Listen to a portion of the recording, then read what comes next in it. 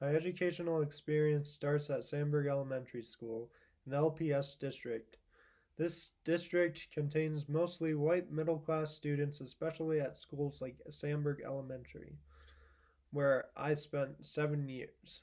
Sandburg Elementary has three playgrounds and plenty of resources and materials. I entered preschool there when I was 4. I don't remember hardly anything from those years except that we were read to by older students. I also remember that we were one of the only schools with preschool, as I found out later in life that a lot of my fellow students did not attend preschool and that was not an option for them. I remember kindergarten better than those years. In kindergarten, we learned how to write the alphabet in numbers. This was very procedural work for the most part. We were also placed into reading groups halfway into the year and got to pick short books from choices we were given. Everyone had their own books. We read our books as a group with all of us having the same book in our hands. Our kindergarten teacher had been teaching at Sandburg Elementary for more than 6 years. In first grade, we learned basic grammar rules such as where to put periods and where to put quotation marks. While learning this, we got to decide where we thought it would be best to put in quotation marks and periods as a group. We also wrote our own books with creative storytelling. Our first grade teacher had also been teaching there for more than 6 years, and she continued teaching after I had her as my teacher. During first grade, I was put into second grade math. In second grade math, we used manipulatives and checked each other's work. Manipulatives were made for our education and were hard plastic that was hard to break. That teacher had been teaching at Sandburg for more than 6 years and then continued teaching after I was done with second grade mathematics. In second grade, I remember that I had many creative projects. I had to create an album about research on an author. Our class created dioramas from research on an animal of our choice. There were lots of creative projects that we did throughout this year, in part because our teacher was a creative thinker. Our second grade teacher had been teaching at Sandburg for 3 years prior and had taught at other schools as well before. Unfortunately, that was her last year there. For some reason, I don't remember third grade as well as I remember second grade. I remember we played some games in class though. I don't remember how educational these games were though. I remember that for this teacher, it was her first year teaching as she had been offered the job that our second grade teacher had left from. I had the same teacher for fourth and fifth grade. I remember we had creative projects in the class and were graded on the accuracy for representation of the subject. I remember I created fake bifocals out of wire like Benjamin Franklin. The other project I remember is creating white blood cells and cartoons to explain the immune system. We became the experts on what we chose to study. I would argue that we were using constructivist methodology. This is a methodology that I want to use in my classroom.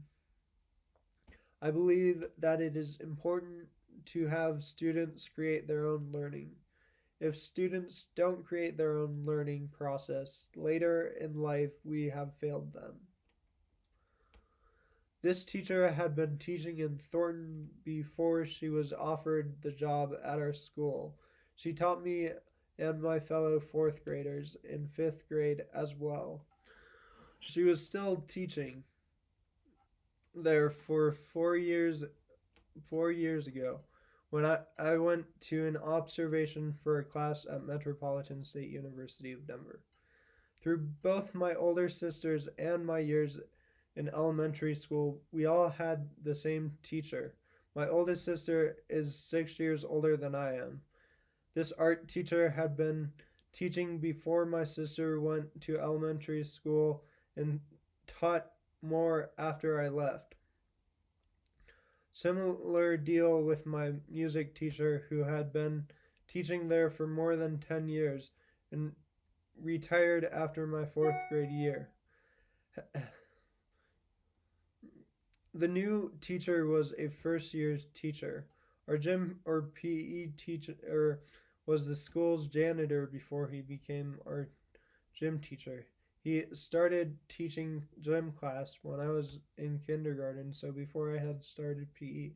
I knew he was our janitor before he was our gym teacher because he was our janitor in my pre-K year. In sixth grade, I had multiple teachers. I remember most of my classes had creative projects. There was not much choice in what we were doing. However, in science, our creative projects included activities such as a food chain poster for an ecosystem. In social studies, we had projects like creating a sarcophagus individually and in groups. We created giant posters of Egyptian gods.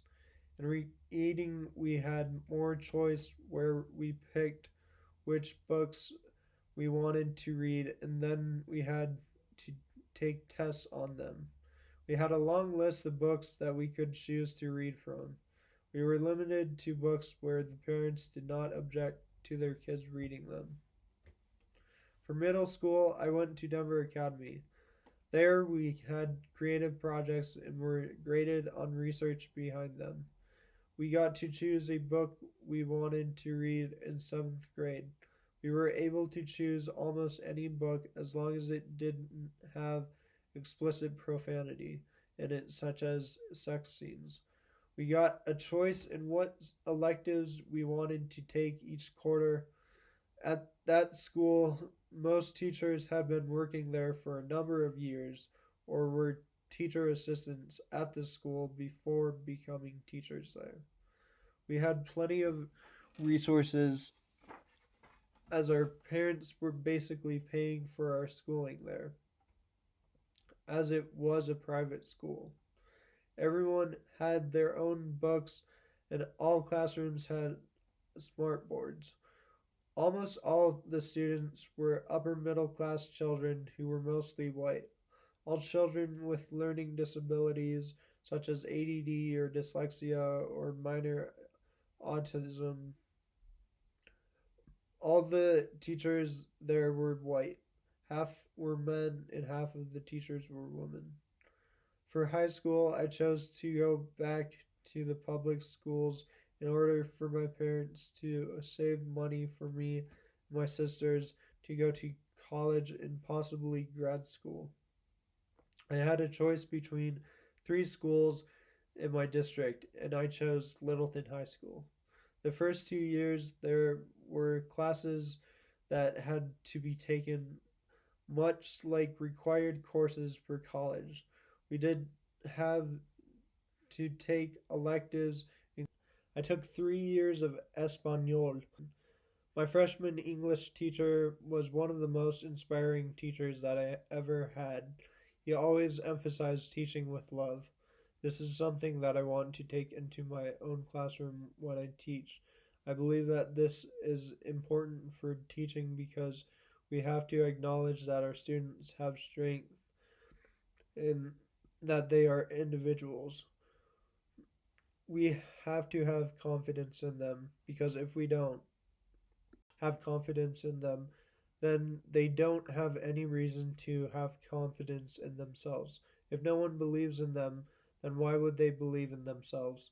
I think remembering that every individual brings something unique to the classroom is also important. Everyone has their own funds of knowledge that come from the culture.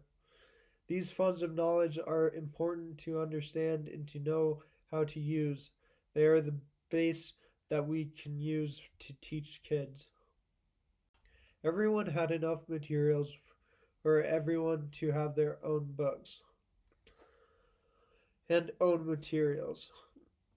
Almost all classrooms had smart boards and some had projectors. Sometimes we had to bring some cheap materials